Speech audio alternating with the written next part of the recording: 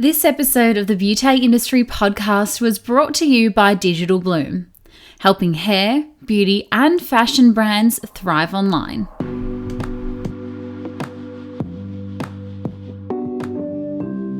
Hello and welcome to the Beauty Industry podcast, your online support community for the professional beauty industry. I am your host, founding director of Beauty Industry, Tamara Shaw. Here we are closing the competitive gap and speaking your language. This is a platform created and dedicated to the professional beauty industry, valuing community over competition. We serve to help connect you with inspiration from industry experts, expand your knowledge through educational pieces, and bring you the latest in product and technology innovation. This is Beauty Industry. My guest today is Mukti, founder and formulator of the self-titled brand Mukti Organics. Mukti has been actively involved in the beauty and personal care industry for over 2 decades now and spends time on today's episode reflecting and sharing her career with us. Studying naturopathy, remedial massage, and beauty therapy, Mukti is an eco-activist, author, and green cosmetic chemistry pioneer. As if that isn't enough, Mukti Organics is an international award-winning range which has helped set the benchmark for certified organic skincare here in Australia. The conversation today travels through the industry landscape, how Mukti was ahead of the organic beauty trend, and also visits how and why therapists can treat aging and sensitized skins with plant-based botanical ingredients. As we recorded this episode, their new product launch, which is an internal support powder, the Bioactive collagen booster, of which we were lucky enough to get to talk about today. From Mukti Organics, today we welcome the founder and formulator, Mukti. Thank you. It's great to be here. Thank you so much for featuring. We start the podcast every week by asking our guest how and when they entered into the beauty industry, and I would love to do the same for you. How did your career begin? Yes, so my former husband and I had a hairdressing salon, and I was actually studying naturopathy at the time. And adjunct to the hairdressing salon, I started to do body treatments, facial massages, and remedial therapy. And then I realised that we could probably offer additional services and offer facials. So then I went and studied beauty therapy as well. So that fitted in with the hairdressing and the remedial therapies. So it was sort of like a one-stop shop. Amazing. Was it when you were in high school or when you were studying in those earlier years that massage therapy always just called out to you, or how did you travel down that pathway?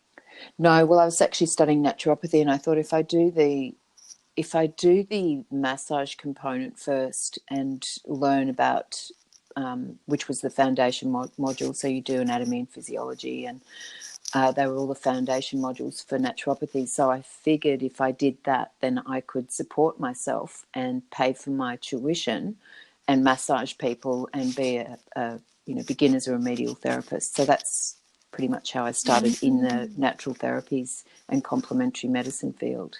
Incredible. And through that naturopathy, I'm guessing that you learn a little bit about the skin and the cell biology. Is that where the love for beauty therapy came in? When I was studying, yes. What interested me the most was the herbal component and aromatherapy. And obviously, you had the background, as I said before, with the anatomy and physiology, plus beauty therapy as well. So it all just came in together as a holistic adjunct to the business. So, yeah, it's something that I was always passionate about. My mother was also a model, so she was always aware of her appearance and how she looked. And so I remember she was a role model for me when I was growing up, to be aware of my appearance and taking care of my skin and what I ate. And so I believe that impetus probably fed through from her to a large extent as well.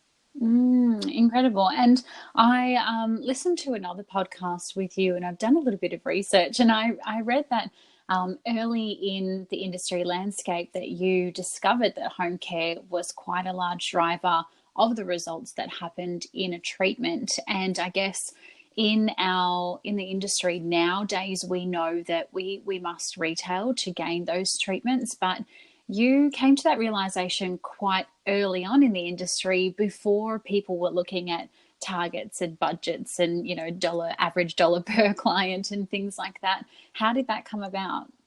It wasn't really so much I wasn't driven by the financial aspect of it. What I recognised was that there was a white space or a niche in the industry in Australia. So we're talking late 90s at this stage.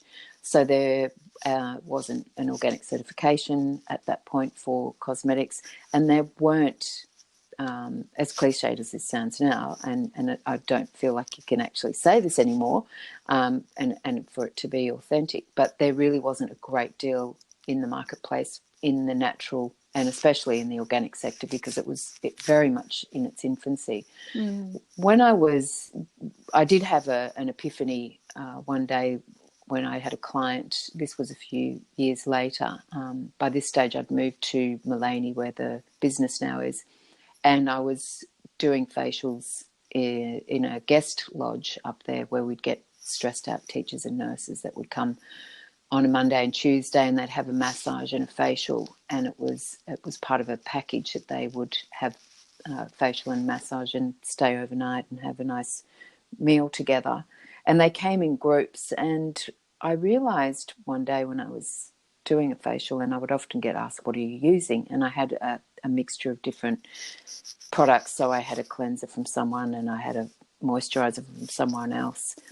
And in that moment, when one day when someone asked me, probably for the 20th time, I just thought, this is crazy. Why don't I, with my background and understanding of the skin and also some product knowledge as far as the raw materials are concerned, why don't I create my own product range? And then I can really have control over what goes in it. And that was pretty much how it started, very much as a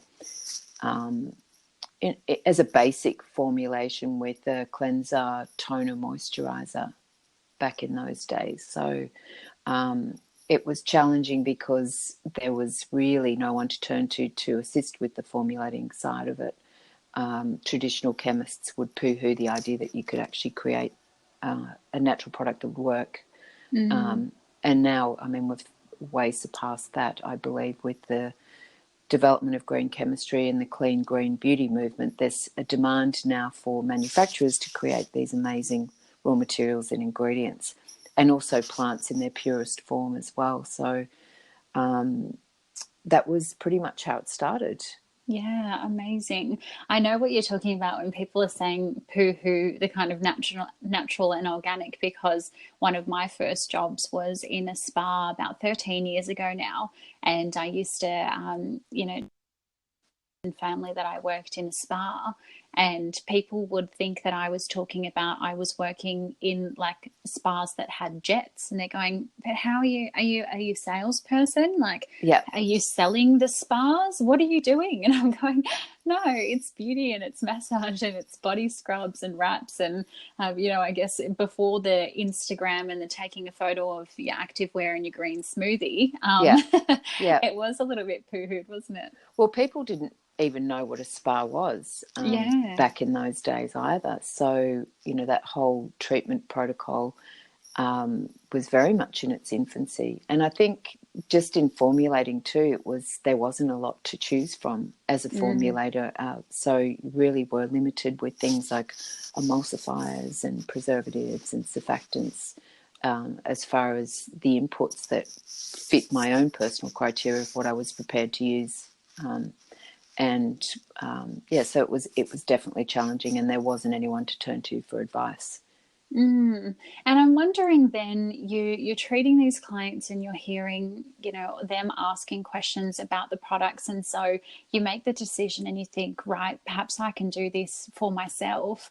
What did that decision look like for you? Did you have to learn anything extra, or, I'm like, I can't just wake up tomorrow and go, I want my own brand. Like, how did you actually travel down that pathway? It was very different to what it is now, as far as what's available and what's at your fingertips. I mean, we're talking about computers only just coming into play as well.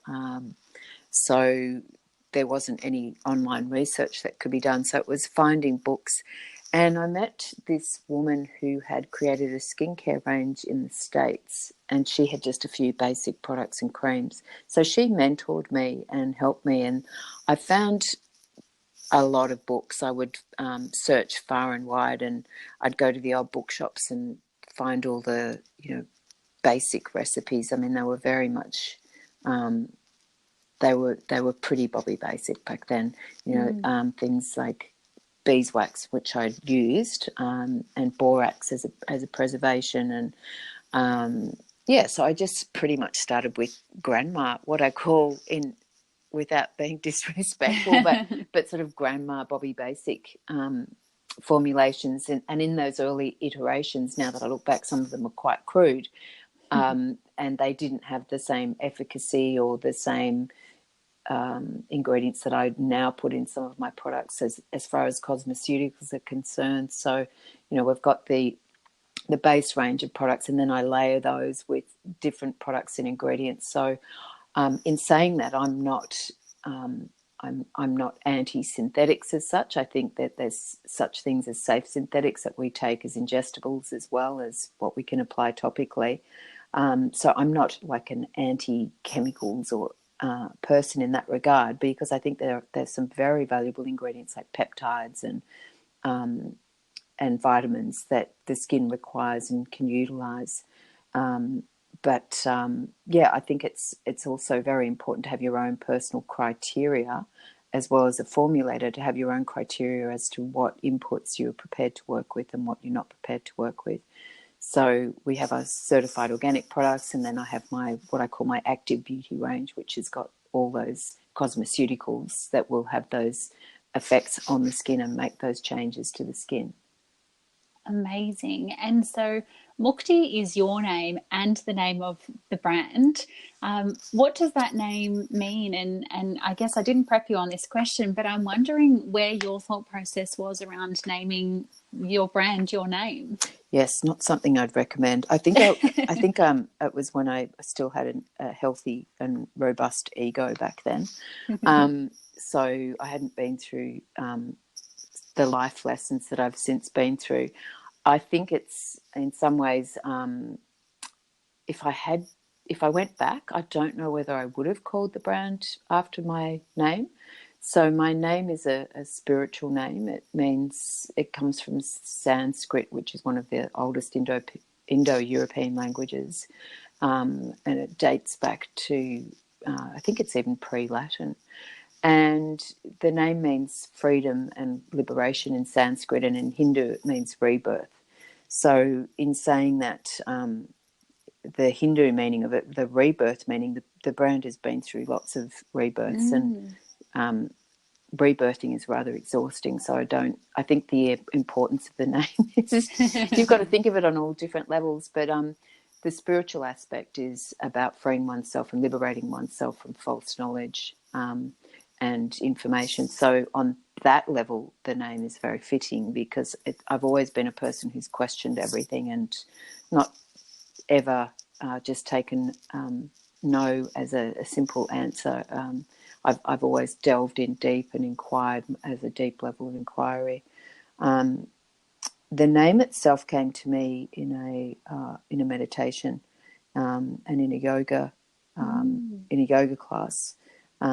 This was a long, long time ago when I was transitioning out of my only marriage, and it was very pertinent and fitting at the time, and it felt right. So the brand was initially called Mukti Botanicals, and now it's called Mukti Organics in its iteration at the moment. So it was launched in 2000. So I'm now into my 20th year of being in the skincare industry. Congratulations. So, yeah, it's quite amazing. I can't quite fathom that much time has actually gone past. And yes, you look back and it's quite amazing, but it's definitely been a wonderful journey. I've had setbacks in that time as well. And I think, but I'm grateful that I didn't have any startup capital. I'm grateful that I really have bootstrapped all the way, because it's taught me some very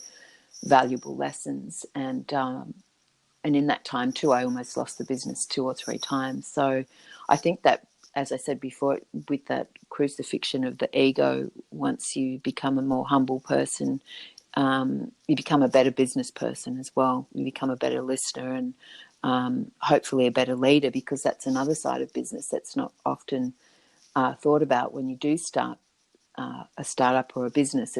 You do have to take into account that at one stage you are going to be the person in charge of people underneath you, and you are going to be a leader by default. So that's a huge part of the business that I wasn't quite prepared for, and having staff and being answerable to so many people on that level.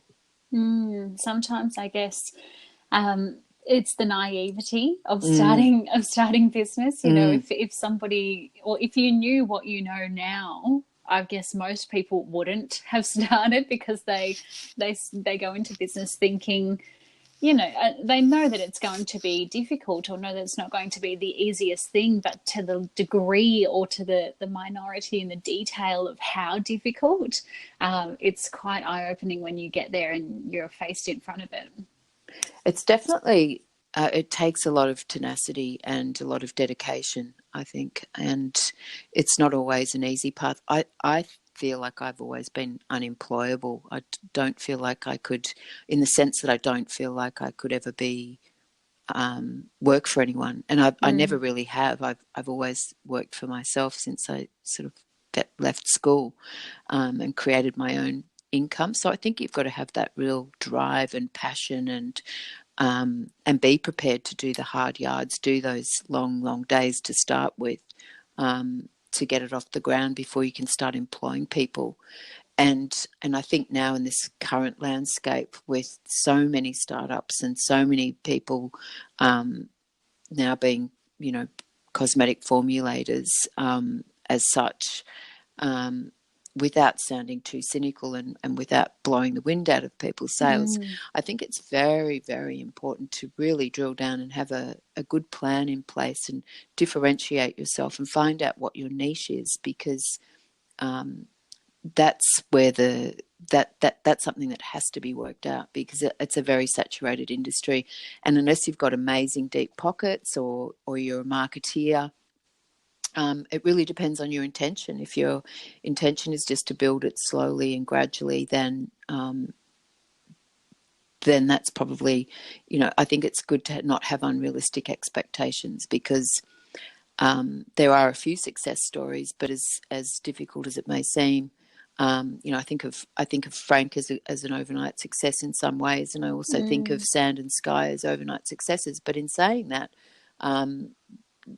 it looks like that from the outside, but then you've also got to consider the longevity of these sorts of brands. Are they based on marketing? Are they based on going straight to sort of building them up to acquisition? You've really got to have a clear definition and understanding and plan about what your intention is, and what you want out of it on a personal level. So I think the joys of having your own business is the freedom that you get from that, and being able to. For me, I'm quite a creative person, so I've enjoyed that freedom of being able to formulate and create. But as I said before, with that comes all the other responsibilities of employing people and being a leader as well. Yeah, you're absolutely right there. I want to come back to looking at the industry 20 years ago, when Mukti first came on the scene.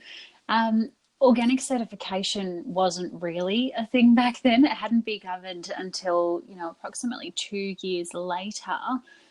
There were natural products, but still it was a little bit woo-woo. Did you realise that you were ahead of your time, and that it may be a struggle to actually launch this into the industry?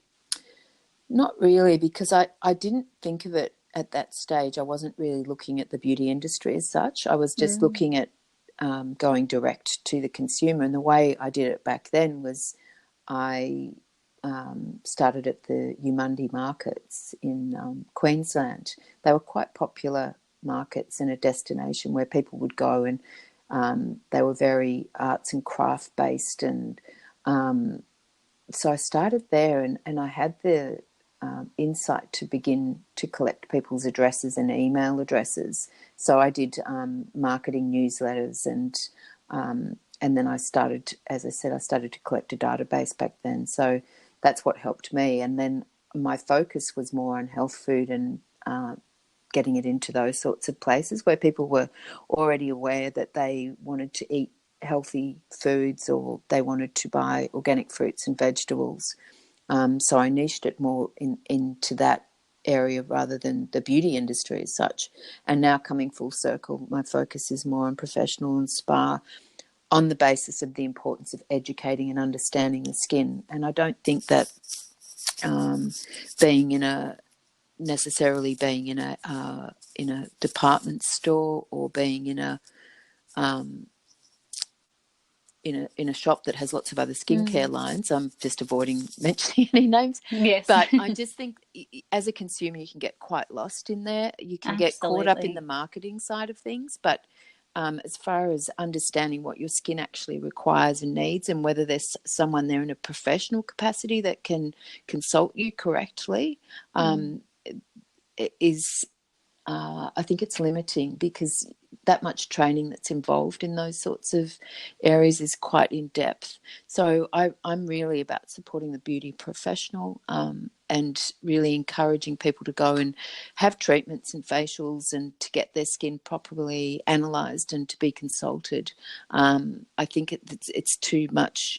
I think people are putting themselves and subjecting their skin to a lot of abuse these days. They want instant results and fast results, and everything's immediate and now. But I think we have to look at the approach as more of a holistic approach. So we need to look at diet and lifestyle. I mean, stress is a huge factor in how your skin looks and how your skin reacts. We have to look at all aspects of it. And I think it's good to have a skin professional there who can hold your hand and guide you through that process. Hence why I've now focused on putting up energy into spas and salons and professional consultants, as opposed to being in department stores as such. Yeah, and good on you, because it is probably the harder of the two pathways to go down, because obviously the marketing is limited. When you are in the big department stores or the strip malls, you're in every client space all of the time. And I think, being in the professional beauty industry and targeting that way, you've got a smaller demographic, but I like to believe that it is a more trusted and loyal demographic, because you are getting the education that comes with the product. Not just a salesperson who is simply selling you the product, but you're actually getting, exactly as you said, the stress, the every other impact that is going to really have an effect on the skin. So our audience will be very happy to listen to that and to hear that you're supporting the industry, which is what we all want. I think another key point, and a word that you used just then too, is education. We can educate when we go direct to consumer, and also through when you're consulting with someone professionally who understands and knows the skin and can properly analyze and diagnose what your skin needs. Because I'm noticing too, more and more people have sensitivities, and more people have I think rosacea is definitely on the rise at the moment too, which is a lot of different contributing factors. And I also get very concerned about these young girls with acne who are using really harsh, in my opinion, harsh ingredients on their skin that is creating a lot of dermal impairment. And that takes a long time to build the skin up after you've had an experience where you've really destroyed, those dermal layers, and you've created some problems with your barrier, and you've got impairment there. And I think that has to be treated professionally. There's no other way around it, and it has to be done gently, and it has to be, again, a holistic approach. After the break, Mukti explores treating aging and sensitivity with botanical ingredients and also reveals the qualification of a Mukti brand partner. But first, a word from today's sponsor. We all know just how important social media is, and nobody knows that better than Digital Bloom. If you're scratching your head for beautiful and engaging Instagram content, then Digital Bloom has you covered. It's as simple as investing in some kick-ass social graphics that will align with your brand style and budget. Say goodbye to that branding headache with $20 off your first order by heading to www.digitalbloom.me, that's .me, and entering in the code BEAUTE20, BEAUTE 20 at the checkout. Looking on point in the digital space never felt so good. And now, back to the episode. Something I hear quite frequently from therapists, and I guess a lot of beauty brands do, a lot of professional beauty salons do have two ranges, or nowadays even more. And they're seeing both of the ranges on the shelf, and generally one is more natural or even organic, and the other one is more active. And I'll be in there consulting and doing a little bit of mentoring and saying to the therapist, okay, so what product do you think for this type of skin are you going to be recommending to your client? And the question that I get asked a lot is, well, why would I recommend a natural or an organic ingredient when I know that this has a lot of science behind it? And so I'm wondering if you can explore that for us in your kind of ethos in how native extracts and your bioactive plant peptides actually work within the skin. Not to say that one's better than another, but just to give maybe our audience a little bit of that further knowledge. Yes, so what I did there was I also recognised a niche too, where I wanted to create a certified organic base that was really clean, that didn't have some of the penetration enhancers that may be questionable. And I used different delivery systems, so we might micro-encapsulate. So I'll still use, like we've now got a Vital A, B and C serum. So I'm using those, but I put them into an organic base with specific delivery systems as well. And then I'll do, I think hyaluronic, we use a vegan form of hyaluronic, which is laboratory synthesized as well. And then, of course, all our peptides are laboratory synthesized. And then we have the addition of the native extracts. So each one of those products also has a specific range of native extracts. And the way that they're extracted from the plant is a form of cellular extraction. So it means that it maintains the delicate cellular balance of the closed system. So it creates an equilibrium between the plant cell and the liquid medium into which it's extracted into. So the phytoactive compounds remain very active, and it doesn't stress or degrade the plant's biomatrix. So it means then that we get the full plant profile and spectrum of the phytocompounds as they exist in nature. And they are very stable and active for long periods of time. So this form of microencapsulation, cellular extraction, CO2 supercritical extraction, all of these raw materials that we choose are, a lot of them have got evidence-based science behind them, as well as efficacy. And I can see that as well from the results that we get from our consumers that use the product, from the clients. You can see that from the before and after images that we get submitted, and also the testimonials. And honestly, sometimes I still get completely blown away by how effective the synergy of these ingredients are. In saying that, working out how to formulate these has taken me 20 years. It's been 20 years of, and these products going through many iterations. So to say that, I just think it's, I don't believe that you can now say that natural, it's not about natural and synthetic. It's about putting together the best possible available ingredients that are considered to be safe and that have efficacy and will deliver the results. I will not put anything in a product that doesn't actually have a purpose or a function, and it has to have a reason to be in there. And I won't make products that don't deliver on what they promise. And so I feel like that with the industry as well. It's just the development of those products and the IP of those products is in the methodology of how to put all those ingredients together, and that hasn't been something that I've been able to find. I think now there's probably some good cosmetic chemists out there that are more open to that, and I feel like if anyone is looking at starting their own range or brand, that they would probably be able to find, they'd probably have to look and search far and wide to find a formulator that will work with them. But I think that there's a lot more openness now and a lot greater understanding, and there's some, as I said, there's some amazing technology out there. I mean, I'm interested in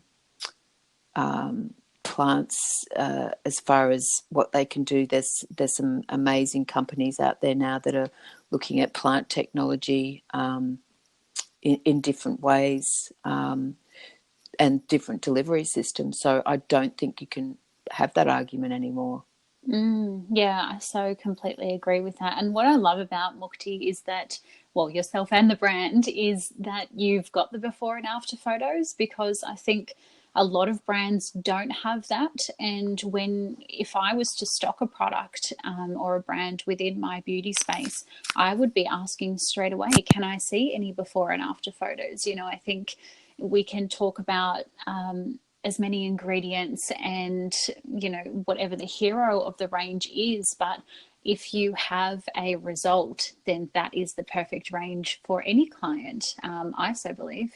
Yes, so the results speak for themselves. The other thing I was going to talk about before was plant stem cells and incorporating those into products as well. So I'm looking very closely at that. I'm always looking at what's the latest, greatest, best thing. And in saying that too, some of these, like my Age Defiance range, which was launched in 2014, that's now been through various iterations as well. But it's definitely one of our best-selling ranges. So you've got an Age Defiance Day, Iron, Night, and that's got your certified organic base.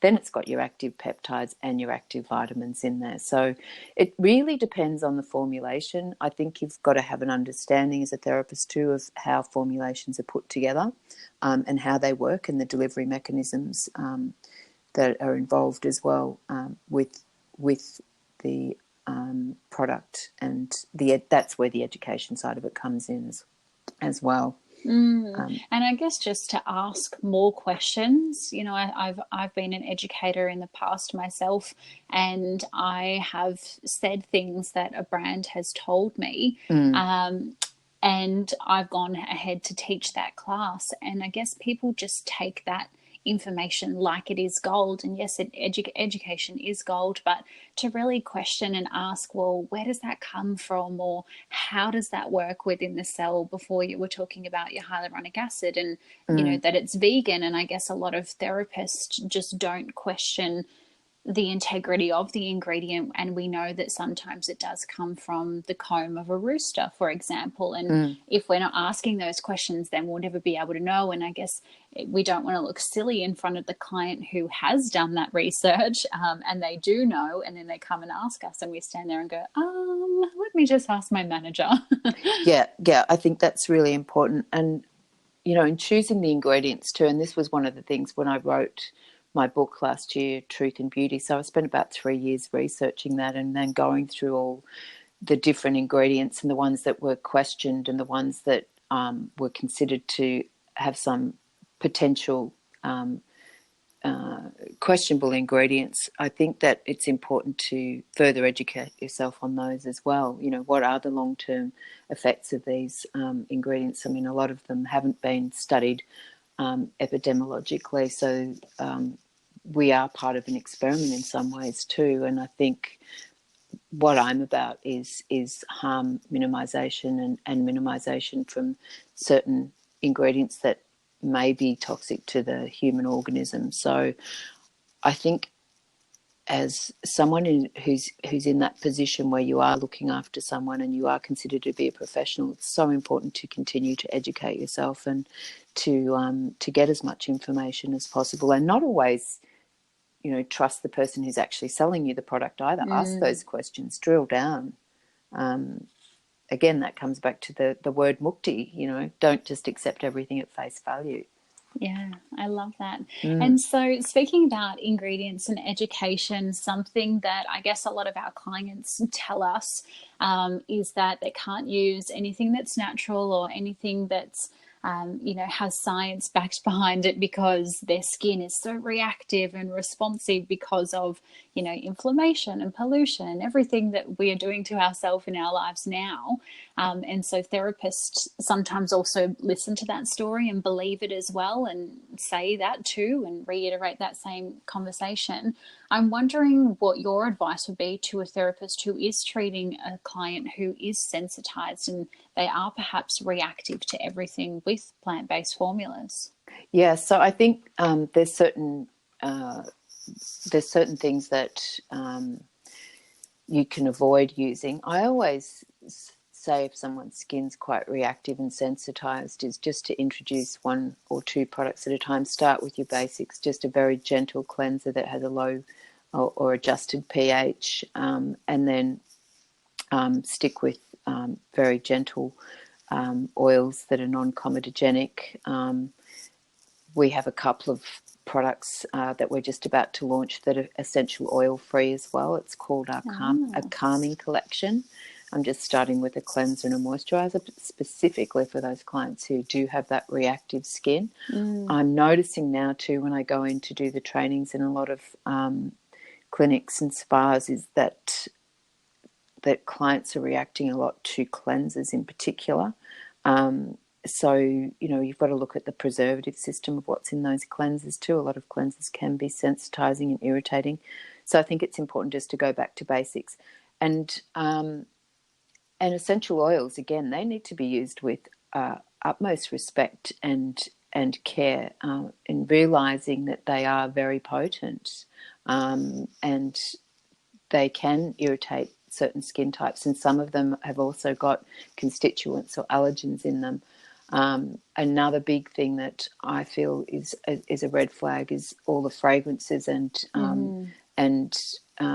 perfumes that are put into products. I don't feel like a lot of them are necessary. They're only put in there from a marketing perspective or a consumer perspective, where they have to smell nice. But I think it's important to know that a lot of those fragrances are also irritants and sensitizers as well.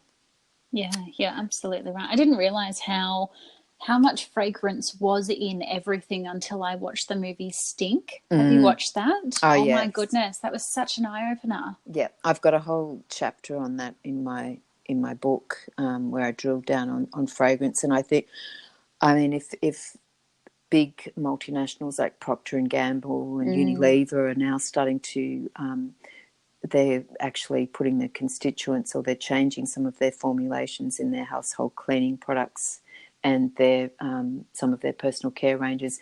And big companies like that wouldn't be taking that initiative unless they had identified that there was a problem.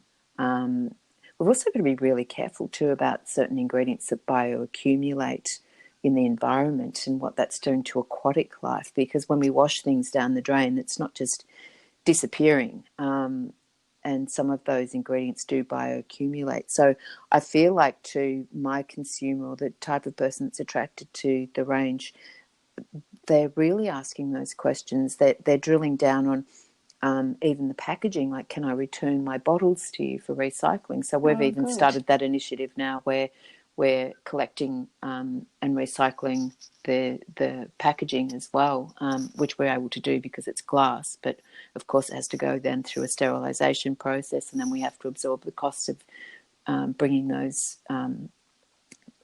empty vessels back and then cleaning them and sterilising them, etc. But I'm prepared to do that because I wanted to minimise the imprint that we have, and the consumer now wants to minimise their imprint, and that's sort of our target market that we're looking at as well. More and more people are moving away from plastic and using cling wrap, and they're just drilling down on how they can minimise their impact on the planet too, because we've got to realise that everything is finite. We're living in a time now where everyone needs to take responsibility for their environmental footprint.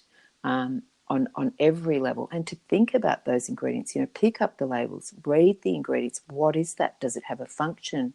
Does it have a purpose? Why is it in there?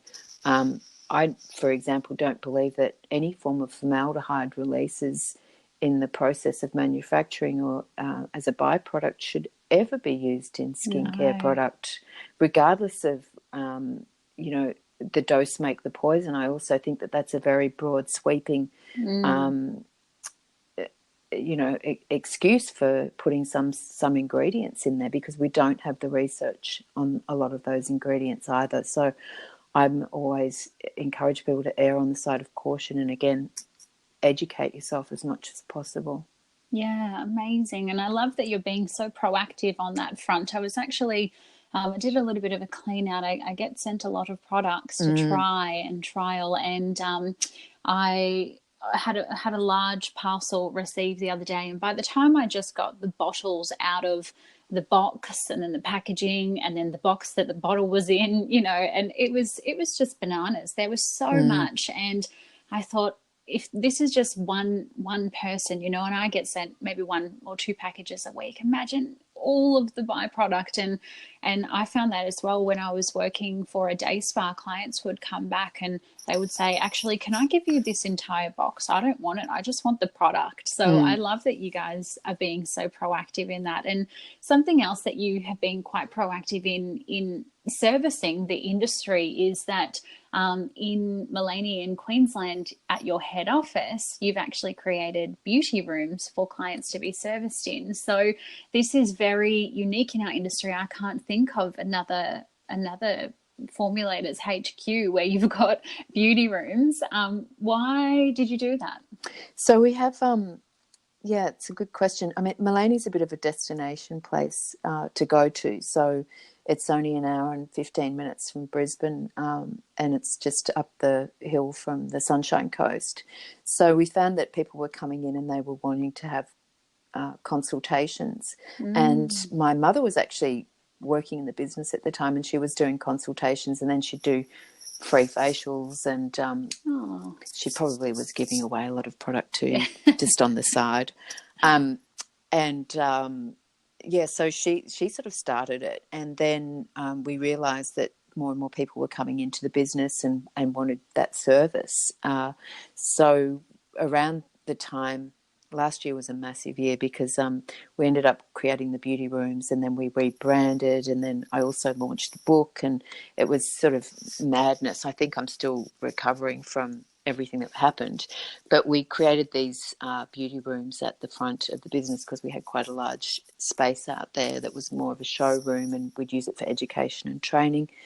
And my general manager, bless his heart and soul, spent the weekends creating these beauty rooms, and when I went back up for a visit, he'd created a spa at the front. and was a beautiful surprise. So now we've got customised rooms there where people can come and have a proper service and a treatment and a consultation. So we just thought it was a good adjunct to the business as well, being able to offer that service where people can experience and have a facial. Yeah, gorgeous. I'm actually in Queensland. I moved up here last November, and I haven't ventured up north much. I keep going down south to Ballina and Byron and things like that, but I think I'm going to have to travel up there, and I'll definitely pop in and visit while I'm there. You should definitely do that. That'd be lovely. Where are you based? In Brisbane? I'm just in between. I'm in the Redlands, so between Brisbane and Gold Coast. So we're open on a Saturday, so you can just it's probably about an hour. An hour and a half. It's a lovely drive up there too. You've got the Glasshouse Mountains, and there's lots of lovely little coffee shops. And I think Country Style just did a little segment on Maleny recently. I think it's in this month's issue actually. So it's a lovely little township, beautiful part of the world.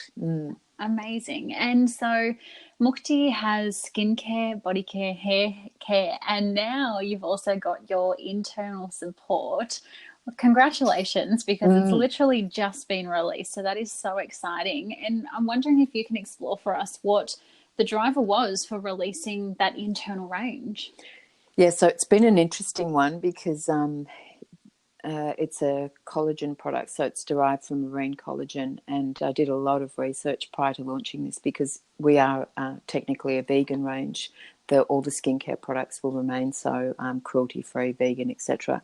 But when it came to supporting skin health and replacing lost and replenishing lost collagen in the body, the only way that you can actually do that is from an animal source. So we looked at the most sustainable way that we could do that, and I chose marine collagen.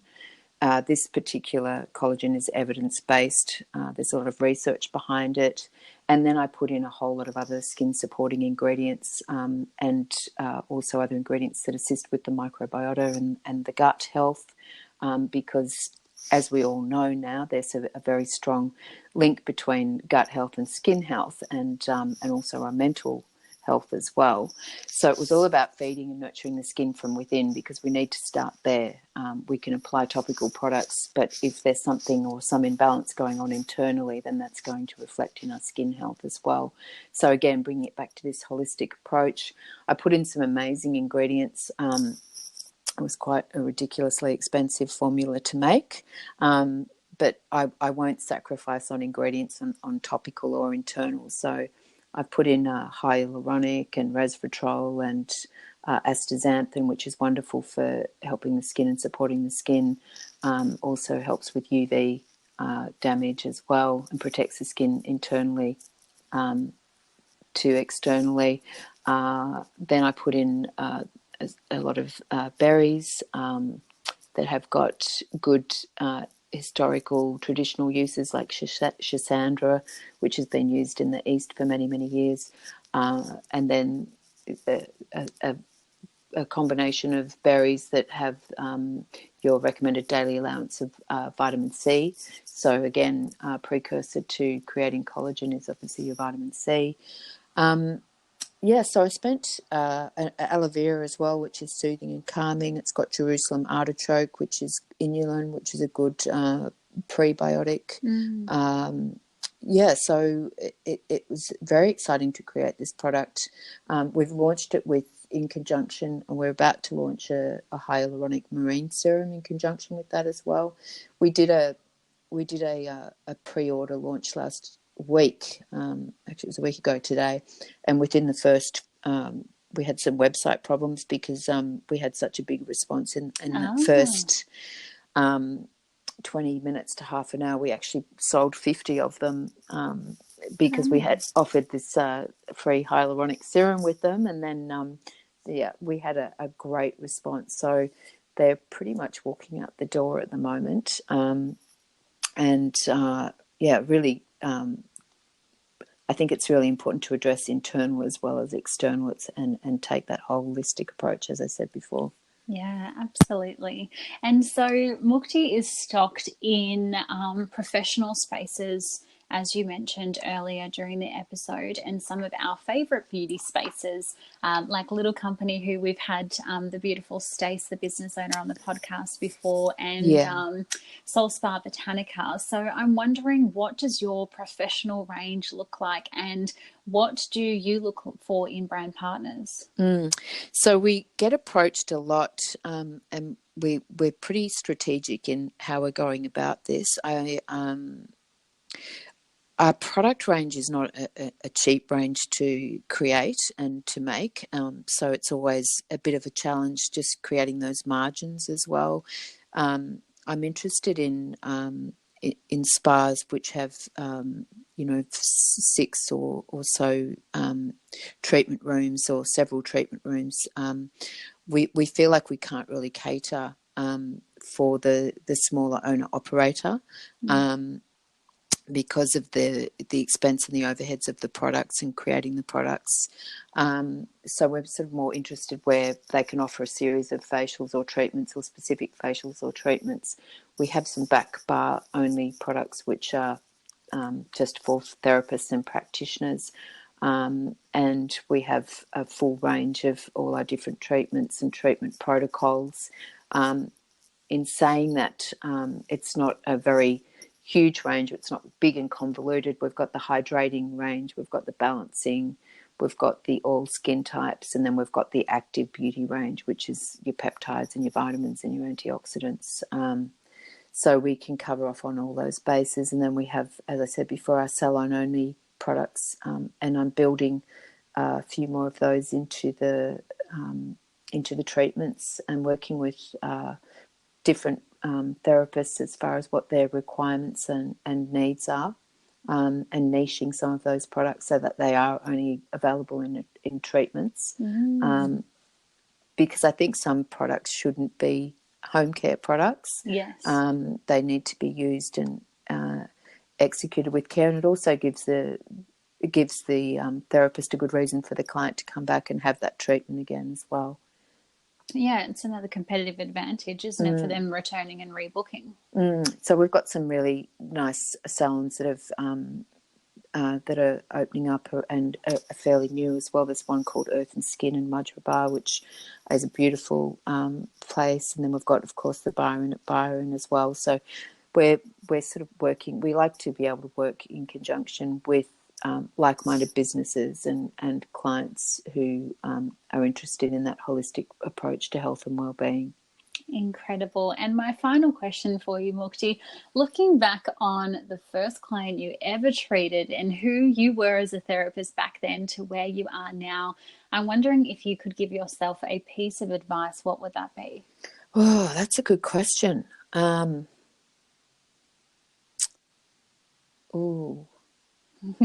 Lots of advice. I know. Well, there's so many things. I think it's more. I think it's like if you really believe in something, to pursue that, and the other.